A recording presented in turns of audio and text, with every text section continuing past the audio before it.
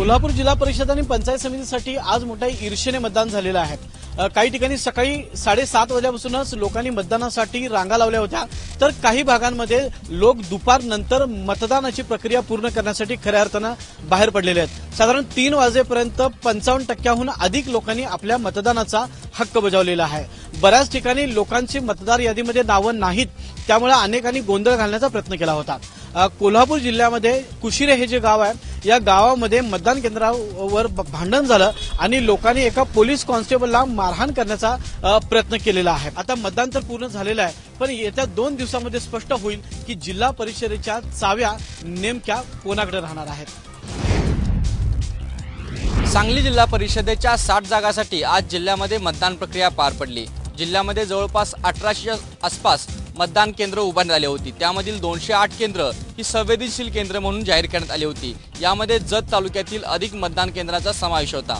काही अपवाद वगळता सर्वत्र जिल्ह्यामध्ये मोठ्या शांततेमध्ये मतदान पार पडले। काही मिरज तालुक्यातील ढवळी गावानं आपल्या काही मागण्यांसाठी मतदानावरती बहिष्कार टाकला। हे गाव वगळता अन्यत्र जिल्ह्यामध्ये मोठ्या उत्साहात मतदान पार पडले। काँग्रेस, राष्ट्रवादीसह भाजप देखील यंदा सत्तास्पद असल्यामुळे मतदारांचा कौल कुणाच्या बाजूला आहे हे निकालानंतर स्पष्ट होईल। कॅमेरामन प्रथमेश सोबत कुलदीप माने, एबीपी माझा, सांगली। काही किरकोळ अपवाद वगळले तर सोलापूर जिल्हा परिषदेच्या निवडणुकीसाठी आज शांततेत मतदान पार पडलं।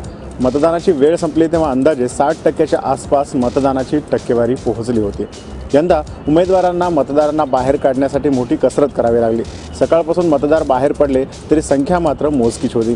दुपारनंतर ऊन वाढत असल्यामुळे मतदारांनी मतदानाकडे आणखीन पाठ फिरवले। त्यामुळे संध्याकाळच्या वेळेपर्यंत मतदारांना बाहेर काढण्यासाठी उमेदवारांना कसरत करावी लागली।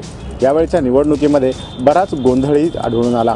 काही ठिकाणी पैसे वाटण्याच्या प्रकारामुळे गोंधळ झाला। काही जणांना ताब्यातही घेण्यात आलं, तर अनेक ठिकाणी मतदान केंद्रावरती मतदान यंत्र बिघडल्यामुळं तासनतास मतदारांना खोळंबत उभा राहावा लागला।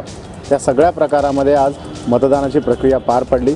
यावेळेस थोडी टक्केवारी वाढ झालेली असली तरी ज्या पद्धतीनं प्रशासनानं जनजागृतीची मोहीम घेतली त्या तुलनेमध्ये टक्केवारी मात्र वाढलेली आढळलेली नाही आहे।